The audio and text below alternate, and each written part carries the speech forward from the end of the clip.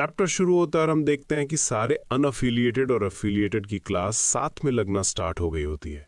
गैंगसॉक बोलता है, जीवू तुमने फिलहाल में ही स्पार किया है, इसलिए जब तुम फुली रिकवर हो जाओगे तो हम स्पार करेंगे।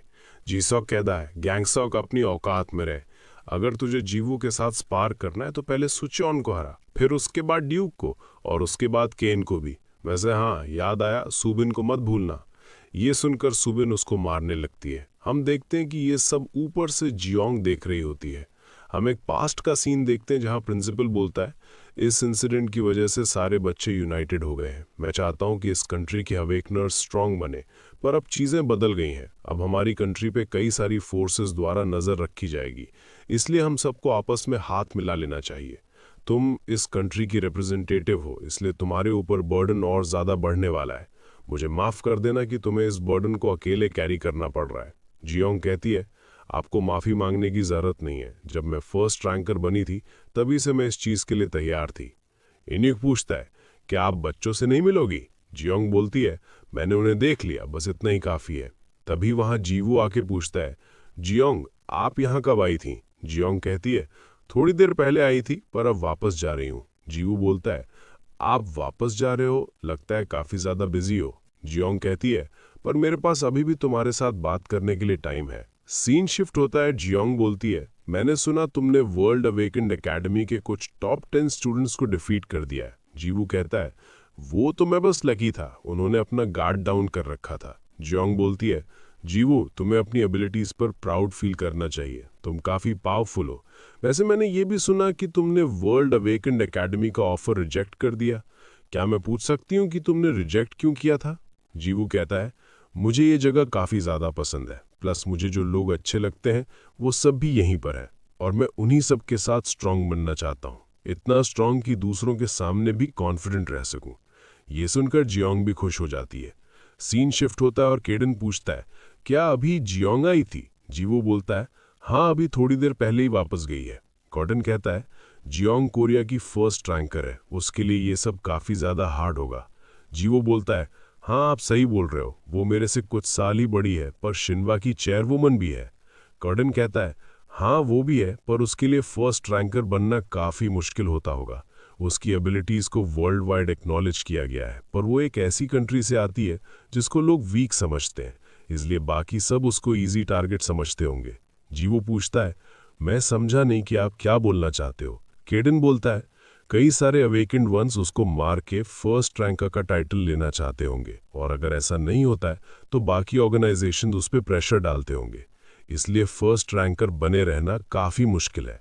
ये सब पहले भी होता होगा, पर अब पहले से भी ज़्यादा होगा। वर्ल्ड अवेकेंड एकेडमी को दुनिया के कई सारे कंट्रीज और ऑर्गेनाइजेशन मिलकर चलाते हैं। वो हर एक गंदा तरीका इस्तेमाल करेंगे ताकि जियोंग को डिफीट कर सके। सीन शिफ्ट होता है और हम एक जगह देखते हैं जहां पूरी तबाही मची होती है। एक लड़का बोलता है, ये कैसे हो सकता है, तू तो वर्ल्ड रैंकिंग के अंदर भी नहीं है। हम देखते हैं कि उसका ऐसा हाल जियोंग ने किया होता है। सीन शिफ्ट होता है और जीवो अपनी एबिलिटी परफॉर्म करके प्रिंसिपल को दिखा रहा होता है। प्रिंसिपल सोचता है ये उसी मेथड का इस्तेमाल करके मूव कर रहा है जो कि मैंने सिखाया था। जीवो इतने कम वक्त में इतना ज्यादा परफेक्ट हो गया है कि मुझे विश्वास नहीं हो रहा है। जीवो बोलता है, मैं जाने से पहले आपको दिखाना चाहता था कि मैंने कितना इम्प्रूव किया है, कहीं आप डिसअपॉइंट तो नहीं हो? प्रिंसिपल कहता है, नहीं, तुम जो कर रहे वो काफी कमाल का है। मैं काफी ज्यादा सरप्राइज्ड हूं कि तुमने इतनी जल्दी इतना इम्प्रूव कर लिया है। सीन शिफ्ट होता है और जीवू प्रिंसिपल को बाय कहकर जाने लगता है। तभी वहां कर्टिन और केडन आ जाते हैं। केडन बोलता है, तू कुछ गलत मत समझना, तूने जीवू को जो भी सिखाया है मैंने उसको टच तक नहीं किया है। प्रिंसिपल कहता है, केडन तुम अब आ रहे जब पूरा प्रोग्राम खत्म हो गया है। कर्टन, हम काफी वक्त के बाद मिल रहे हैं ना? पर कर्टन उसका कोई जवाब नहीं देता है। केडन बोलता है, आखिरकार तू जीवो को अपने फोर्स कंट्रोल का पार्ट सिखाते वक्त सोच क्या रहा था? हम सब जानते हैं कि ये सब किसी ऐसे को नहीं सिखाना चाहिए जो कि तेरा स्टूडेंट भी नहीं है। प्रिंसिपल कहता है, सच बोलूं तो मुझे नहीं पता है मैंने ऐसा क्यों किया है। ये सुनकर वो दोनों भी स्माइल कर देते हैं। सीन शिफ्ट होता है और वो सब घर वापस जा रहे होते हैं। तभी इन युग को कॉल आता है जिससे वो हैरान हो गया होता है। सीन शिफ्ट होता है और जियोंग सोचती है, मैंने एक्सपेक्ट नहीं किया था कि ये यहाँ पर्सनली आ जाएंगे। हम देखते हैं कि उसके सामने वर्ल्ड के टॉप 10 में से एक वेरामोंटे पैट्रिक बैठा होता है। वो बोलता है, तुम्हें टेंशन लेने की कोई जरूरत नहीं है, मैं यहाँ फाइट करने नहीं आया हूँ, मैं बस अपने ग्रैंडसन के साथ यहाँ पर आया हूँ। वैसे मैंने एक काफी इंटरेस्टिंग चीज सुनी कि तुमने वर्ल्ड के टॉप 100 अवेकनर्स में से किसको डिफीट कर दिया है। जियोंग कहती है, हाँ सर, आपने सही सुना है। वेरामोंटे बोलता है, तुम्हें तो पता ही होगा कि ये सच में कोई चैलेंज नहीं था, बल्कि वो इस कंट्री को चेक करना चाहते हैं, और ये सब तो अभी बस शुरुआत है। मैं यहाँ इसीलिए आया था क्योंकि मुझे लगा था कि तुम मेरे ग्रैंडसन के लिए परफेक्ट स्पारिंग पार्टनर रहोगी, जिससे उसका डेब्यू मैच हो जाएगा। पर अब जब मैं तुमसे आमने सामने मिल रहा हूँ तो मैंने अपना इरादा बदल लिया है। क्यों ना तुम हमारी फैमिली का पार्ट बन जाओ। जियोंग कहती है, सर मैं समझ नहीं पा रही कि आप क्या बोलना चाहते हैं। वेरामोंटे बोलता है, मैं जितना जानता हूँ कि तुम अभी तक सिंगल हो, क्यों ना तुम मेरे ग्रैंडसन के साथ शादी कर लो। मुझे लगता है कि मेरा ग्रैंडसन तुम्हारे लिए काफी क्वालिफाइड होगा। अगर तुम शादी कर लेती हो तो तुम हमारी पैट्रिक फैमिली का पार्ट बन जाओगी। इसका मतलब फिर कोई भी तुमसे और तुम्हारी ऑर्गेनाइजेशन से पंगा नहीं लेगा। पर तभी वहाँ जिसॉक और इनह्युक आ जाते हैं। इनह्युक सोचता है, आखिरकार ये आदमी यहाँ क्या कर रहा है। टॉप 10 के रैंकर्स जल्दी कहीं नहीं जाते हैं। क्या ये यहाँ चेयरवुमन को चैलेंज तो नहीं करने आए हैं। वेरामोंटे बोलता है, ओह, तुम्हारे छोटे भाई को देखकर लगता है कि इसके पास भी कमाल का टैलेंट है। जियोंग कहती है, कॉम्प्लीमेंट के लिए थैंक यू सर। जीसॉक, क्या तू थोड़ी देर के लिए बाहर जाएगा। वेरामोंटे बोलता है, बाहर क्यों जाना है, हम फैमिली बनने वाले हैं, इसीलिए एक दूसरे से अच्छे से मिल लेना चाहिए। जीसॉक पूछता है, तुम्हारा फैमिली बनने से क्या मतलब है। जूरियन कहता है, तुमसे मिलकर अच्छा लगा, मेरा नाम जूरियन पैट्रिक है। पर जीसॉक उसको इग्नोर करके पूछता है, सिस्टर ये सब क्या है, क्या तू इस लड़के से शादी करने वाली है। जियोंग बोलती है, जीसॉक शांत हो जा, मुझे अभी बस प्रपोजल मिला है। ये सुनकर तो गेट के बाहर खड़ा जीवू हैरान रह जाता है। पर तभी जीसॉक बोलता है, ये तो इम्पॉसिबल है क्योंकि ये मेरी बहन का बॉयफ्रेंड है। ये सुनकर तो वहाँ का पूरा माहौल शांत हो जाता है। जूरियन कहता है,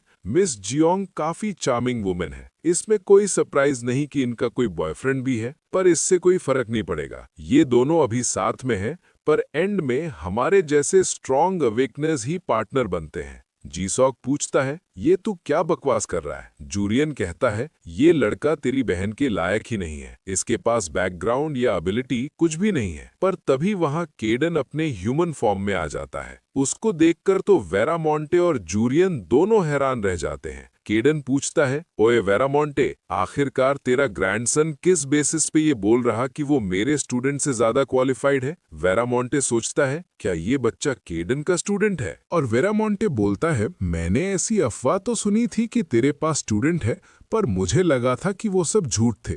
जूरियन, तुम मुझसे माफी मांगो, तुम केडन के स्टूडेंट के सामने क्वालिफिकेशन को लेकर ऐसा नहीं बोल सकते हो। जूरियन कहता है, प्लीज मेरी माफी को एक्सेप्ट करो, मैंने बिना सोचे समझे कुछ भी बोल दिया था।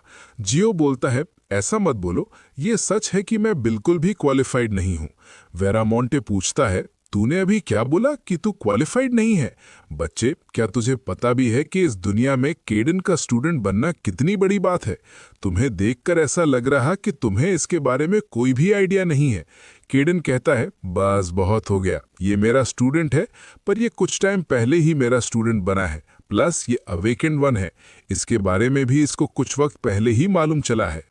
वेरामोंटे सोचता है, इतने वक्त तक सबके ऑफर को रिजेक्ट करके केडन ने इस बच्चे को अपना स्टूडेंट बनाया है, आखिरकार इसमें ऐसा क्या स्पेशल है। तभी जूरियन बोलता है, क्या मैं मिस्टर केडन के स्टूडेंट के साथ स्पार कर सकता हूँ। ये सुनकर तो वहां सब हैरान रह जाते हैं। इनह्युक सोचता है, ये क्या बकवास है। जियो अपने एज ग्रुप के अंदर काफी ज्यादा स्ट्रांग है, पर जूरियन पैट्रिक अलग है। वेरामोंटे उसको बचपन से ट्रेनिंग देते आ रहे हैं। इसके पास भले ही अभी रैंक नहीं है, पर लोग बोलते हैं कि इसके पास इतनी पावर है कि ये वर्ल्ड के टॉप 100 अवेकनर्स के अंदर आ सकता है। केडन पूछता है, ओए, तुझे क्या लगता है कि ये तू क्या कर रहा है। जूरियन कहता है, जैसा कि मैंने कहा, मैं आपके स्टूडेंट के साथ स्पार करना चाहता हूँ। वेरामोंटे बोलता है, जूरियन, ये तू क्या बोल रहा है। तुझे मालूम है ना, वर्ल्ड रैंकर बनने के लिए तुझे अभी डेब्यू मैच करना है, और तू किसी ऐसे से स्पारिंग मैच के लिए बोल रहा जो कि तेरे से काफी छोटा है, प्लस तेरे से कम एक्सपीरियंस भी है। जूरियन सोचता है, अबे यार, ये मैंने क्या कर दिया, बिना सोचे समझे कुछ भी बोल दिया हूं। तभी जियो कहता है, मैं ये स्पार मैच एक्सेप्ट करता हूं। जियोंग बोलती है, जियो, ये वैसे मैचेस नहीं होंगे जो कि तुमने इससे पहले किए थे। जियो कहता है, मैं जानता हूं, पर मैंने सुना था कि केडन ने कभी किसी के चैलेंज को रिजेक्ट नहीं किया था। वेरामोंटे बोलता है, बच्चे, क्या तू ये कहना चाहता है कि मेरे ग्रैंडसन ने तुझे चैलेंज किया है? हाँ, वैसे उसने ही फाइट करने के लिए बोला है, तो उसी को चैलेंजर बोलेंगे। सच बोलूं तो तू भी काफी हद तक केडन जैसा ही है, और तुझे ये भी मालूम है कि केडन का स्टूडेंट होना कितनी बड़ी बात है। बच्चे, तेरा नाम क्या है? जियो उसको अपना नाम बता देता है। वेरामोंटे कहता है, मैं ये नाम याद रखूंगा। हम ये स्पार मैच के 1 महीने बाद रखेंगे। तभी जूरियन बोलता है, मिस जियोंग, प्लीज मेरे पे एक फेवर करके मुझे भी एक चांस देना। मैं जानता हूँ कि आपका बॉयफ्रेंड है, पर फाइनल आउटकम अभी कंफर्म नहीं है, इसलिए मुझे भी एक चांस देना। तो ठीक है, अब हम 1 मंथ बाद वापस मिलेंगे। जिसोक पूछता है, सिस्टर, ये सब किस लिए था? जियोंग बोलती है, मैं भी ये सेम क्वेश्चन तेरे से पूछना चाहती हूँ। आखिरकार तूने ऐसा क्यों बोला जिससे जीवू स्पॉट में आ जाए? जिसो कहता, तो मैं क्या करता? क्या तुझे उस कमीने के साथ शादी करने देता? तूने उसको रिजेक्ट क्यों नहीं किया था? जीवू सोचता है, मुझे यहाँ से निकल लेना चाहिए। जिसोक बोलता है, ओए जीवू, जा कहाँ रहा है, यहीं पर रुक। जियोंग कहती है, ये ऑफर वर्ल्ड के टॉप 10 में से एक अवेकनर ने दिया था। वो मेरे से कोई जबरदस्ती नहीं कर रहे थे, बस ऑफर दे रहे थे। एक टॉप 10 का ऑफर बिना किसी अच्छे रीजन के रिजेक्ट करना खतरनाक हो सकता था। जिसोक बोलता है, इसलिए तो मैंने जीवू का नाम लिया, तो वो इसके लिए परफेक्ट है। जियोंग कहती है, हाँ तो सही है, पर इससे जीवू के ऊपर बर्डन आ गया ना। जीवू बोलता है, ये बर्डन नहीं है, आपने हमेशा मेरी हेल्प की है। मैं काफी ज्यादा खुश हूं कि पहली बार मैं आपकी हेल्प कर सकता हूं। जियोंग कहती है, पर हमने तुम्हें खतरे में डाल दिया है। ये तुम्हारी सबसे खतरनाक फाइट होगी जिसको तुम अवॉइड भी नहीं कर सकते हो। जीवू बोलता है, ये आपकी वजह से नहीं है, ये फाइट इस वजह से हो रही है क्योंकि मैं केडन का स्टूडेंट हूँ। ये सब आपकी वजह से नहीं है। जिसोक सोचता है, यही सही वक्त था, यहाँ से निकल लेता हूँ। जीवू पूछता है, वैसे क्या आप सच में उसको चांस देने वाले हो? जियोंग पूछती है, क्या इससे तुम्हें दिक्कत होगी? जीवू कहता है, हाँ, मुझे इससे अच्छा नहीं लगेगा। जियोंग बोलती है, अगर तुम्हें इससे दिक्कत होगी तो मैं उसको चांस नहीं दूंगी। ये सब जिसोक ने स्टार्ट किया है, पर जब तक मैं तुम्हारी गर्लफ्रेंड बनी रह सकती हूँ तो मैं किसी को भी चांस नहीं दूंगी। इतना बोलकर वो दोनों शर्मा जाते हैं। सीन शिफ्ट होता है और वेरामोंटे बोलता है, जूरियन, मैं जानता हूं कि तुमने मैच की रिक्वेस्ट क्यों की है। तुम पहले उस बच्चे को डिफीट करके केडन को चैलेंज करना चाहते हो ना। जूरियन कहता है, प्लीज मेरे एक्शंस के लिए मुझे माफ कर देना। वेरामोंटे बोलता है, मुझे तेरे ऐसे माइंडसेट की कोई दिक्कत नहीं है, बल्कि एक सक्सेसर के लिए ये सूटेबल माइंडसेट है, पर तूने इस बार ज्यादा कर दिया है। केडन तेरी लीग से काफी ऊपर है। तुझे केडन को देखकर ऐसा लगा होगा कि वो कोई यंग अवेकनर है जिसको सब रिकॉग्नाइज करते हैं, पर उसी आदमी ने सारे वर्ल्ड के टॉप 10 और मुझे भी चैलेंज किया था, पर हम में से किसी ने भी उसका चैलेंज एक्सेप्ट नहीं किया था। जूरियन पूछता है, आप सब ने इसी वजह से एक्सेप्ट नहीं किया होगा क्योंकि वो आपके टाइम के लायक नहीं होगा। वेरामोंट बोलता है, तू जानता ही होगा कि टॉप 10 आपस में फाइट नहीं करते क्योंकि हम एक दूसरे की रिस्पेक्ट करते हैं, पर अगर हम फाइट करेंगे तो जो भी रिजल्ट आएगा उससे दोनों को ही नुकसान होगा, जिसकी वजह से हम बाकी सारे टॉप 10 और बाकी कई सारे एनिमीज के लिए इजी टारगेट बन जाएंगे। इसी वजह से हम एक दूसरे फाइट नहीं करते हैं। जूरियन पूछता है, इसका मतलब क्या केडन की पावर टॉप 10 के बराबर है? वेरामोंट कहता है, मैं उसकी स्ट्रेंथ को जज नहीं कर सकता, पर मैं इतना जानता हूं कि उसके अगेंस्ट फाइट करना टॉप 10 के लिए भी आसान नहीं होगा। केडन एक लौता इंसान है जिसको सारे टॉप 10 रिकॉग्नाइज करते हैं। सीन शिफ्ट होता है और केडन बोलता है, जूरियन वेरामोंट का ग्रैंडसन है। उसने अपना डेब्यू मैच नहीं दिया है, पर मैं जानता हूं कि उसकी स्ट्रेंथ टॉप 100 के बराबर जरूर होगी। जीवू पूछता है, अगर वो टॉप 100 में है इसका मतलब वो काफी ज्यादा स्ट्रांग होगा। केडन कहता है, और नहीं तो क्या, इसका मतलब ये है कि उसकी कॉम्बैट एबिलिटी दुनिया के टॉप 100 जितनी होगी। तुझे मैं पहले ही बता दूं कि क्रेन ब्रदर्स और डार्क वो दोनों ही टॉप 100 के अंदर नहीं थे। अब इससे तुझे समझ आ ही गया होगा कि तूने किसके साथ फाइट करना एक्सेप्ट किया है। कर्टन बोलता है, बेवकूफ, उसके चैलेंज को एक्सेप्ट करने से पहले सिचुएशन के बारे में तो समझ लेता। जीबू कहता है मैं उसके चैलेंज को इग्नोर नहीं करना चाहता था। मैं केडन का स्टूडेंट हूँ। अगर मैंने चैलेंज रिजेक्ट कर दिया होता तो इससे केडन की रेपुटेशन कम हो जाती। केडन बोलता है अब जो होना था वो हो गया है। इस अपॉर्चुनिटी को हम ग्रो करने के लिए इस्तेमाल कर सकते हैं, क्योंकि फ्यूचर में ऐसे काफ़ी चैलेंजेस आएंगे जिसको तू इग्नोर नहीं कर पाएगा। कर्टन कहता है तू जैसे जैसे ग्रो करेगा वैसे ही और चैलेंज आएंगे। ऊपर से तू तो केडन का स्टूडेंट है। ऐसे यंग अवेकनर्स और केडन के एनिमीज आएंगे जो कि तुझे डिफीट करने की कोशिश करेंगे। ये सब इसकी गलती है, क्योंकि ये कमीना इस दुनिया में किसी चीज से भी नहीं डरता था। केडन बोलता है अबे तो मुझे क्या मालूम था कि मेरा भी कभी कोई स्टूडेंट होगा। वैसे जीवू तूने इस मैच को कैसे फेस करने के बारे में सोचा है? जीवू बोलता है मैं जानता हूं कि मैं उसके सामने नहीं जीत सकता, पर मैं इस स्पार से स्ट्रांग बनने के लिए एक स्टेप आगे जरूर आऊंगा।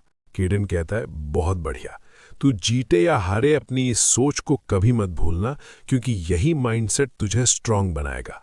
जीवू बोलता है लगता है मेरे दोस्त आए हैं, मैं जाके चेक करता हूं। कर्टन पूछता है आखिरकार तू ऐसे बीच में जाके सोच क्या रहा था?